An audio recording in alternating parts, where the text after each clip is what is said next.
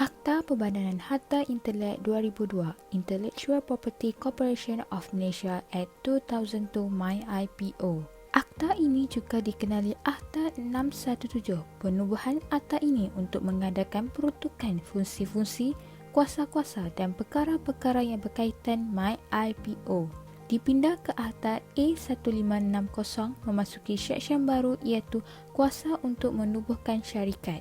Akta ini terdiri daripada 6 bahagian mengandungi 41 bahagian dan 2 jadual termasuk tiada pindaan. Konsep penting Akta Pembadanan Harta Intelek 2002.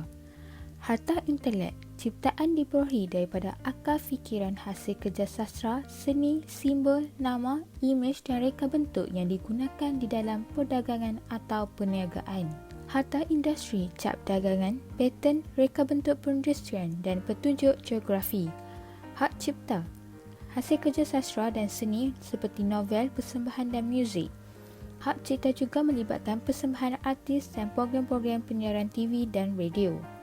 Bahagian yang terdapat dalam akta ini. Bahagian pertama, permulaan, berkaitan dengan tajuk ringkas dan permulaan kuat kasar dan tafsiran. Bahagian kedua, perbadanan, penubuhan perbadanan dan peruntukan peletakan oleh mahkamah.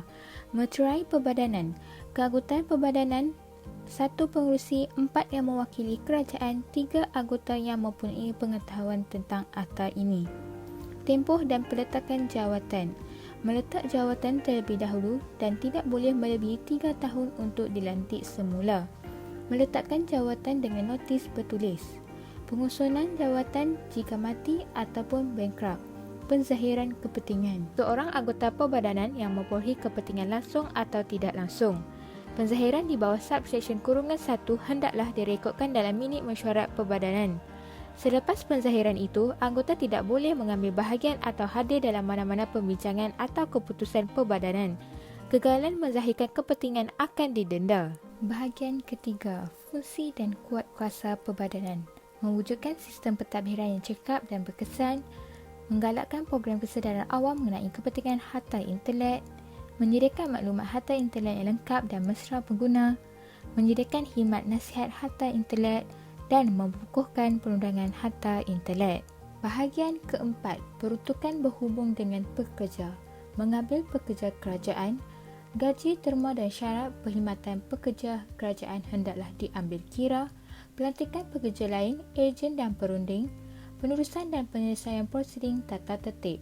Bahagian kelima, kewangan, kumpulan kewangan, wang daripada pemberian pemajakan dan penyewaan harta perbadanan, pendapatan daripada pelaburan dan pinjaman. Pembelanjaan perbadanan, apa-apa yang disahkan seperti firm atau kos guaman, membeli dan menyewa apa-apa kelengkapan mesin tanah dan lain-lain, membayar balik apa-apa wang yang dipinjam.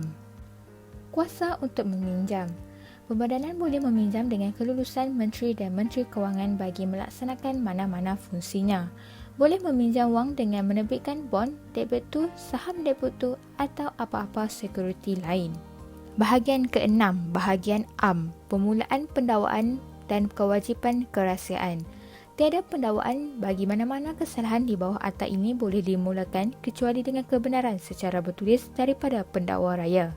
Tiada anggota yang mempunyai akses kepada maklumat hal ehwal perbadanan dan mendedahkan maklumat atau dokumen itu kepada mana-mana orang. Kesalahan dan denda atau hukuman. Semua kesalahan dan denda atau hukuman di bawah akta ini sama sekali tidak berkaitan dengan orang luar. Tetapi semua kesalahan dan denda atau hukuman yang diperuntukkan dalam akta ini adalah terpakai kepada pekerja, anggota dan ahli perbadanan sahaja. Berikut merupakan antara kesalahan dan denda atau hukuman yang terdapat dalam peruntukan akta ini. Seksyen 15(3). Kesalahan tidak menzahirkan kepentingan.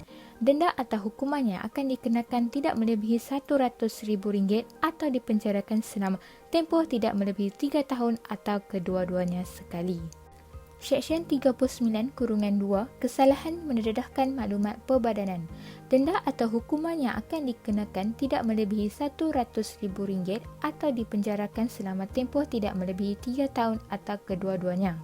Seksyen 9(a). Kesalahan telah disabitkan atas apa-apa kesalahan yang dikenakan hukuman pemenjaraan selama tempoh tidak kurang daripada 2 bulan Hukuman pula hendaklah melepaskan jawatan bagi seseorang anggota perbadanan.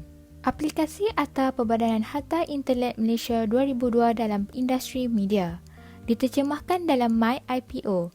MyIPO merupakan pihak berkuasa pendaftaran harta intelek di Malaysia yang bertanggungjawab memastikan hak milik penciptaan harta intelek dilindungi, diiktiraf dan dihargai di seluruh dunia. MyIPO ditubuhkan di bawah akta ini dan diletakkan di bawah Kementerian Dalam Negeri Koperasi dan Kepenggunaan KDNKK. Apabila media telah berurusan dengan MyIPO secara tidak langsung, media telah menggunakan akta ini dengan cara mendaftarkan hak cipta intelek mereka, terutamanya dari segi kandungan. Jika berlaku apa-apa kes yang berkaitan dengan pelanggaran hak cipta penciptaan harta intelek, maka media boleh memulakan saman atau pendakwaan sivil berdasarkan beberapa peruntukan Akta Perlindungan Harta Intelek tertentu. Akta ini adalah tiket media atau penciptaan harta intelek untuk mempertahankan harta intelek mereka sebelum ke peringkat seterusnya pengambilan tindakan atau pendakwaan di bawah akta tertentu berkaitan perlindungan harta intelek. Dalam media hiburan baru-baru ini, Naim telah dinobatkan sebagai juara dalam anugerah juara lagu ke-34. Tetapi Diana mendakwa lirik lagu itu adalah kepunyaan mereka bersama dan perlu meminta kebenarannya. Sedangkan Naim mendakwa lirik lagu itu dituliskan dan dihasilkan oleh dirinya sendiri daripada idea peristiwa cinta mereka berdua.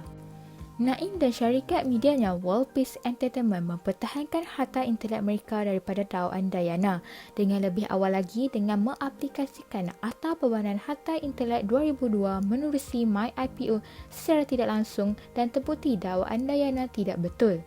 Dalam kes ini, kita boleh lihat akta ini diibaratkan tiket dalam menjaga dan melindungi harta intelek media kita. Anda perlu faham bahawa Akta Perbadanan Harta Intelek Malaysia 2002 bukan akta yang dibuat bertujuan untuk melindungi hak-hak media secara langsung. Namun, akta ini menerusi MyIPO adalah salah satu akta bagi pihak berkuasa yang menjaga hak-hak media tertentu, terutamanya kandungan media dari segi peringkat permulaan.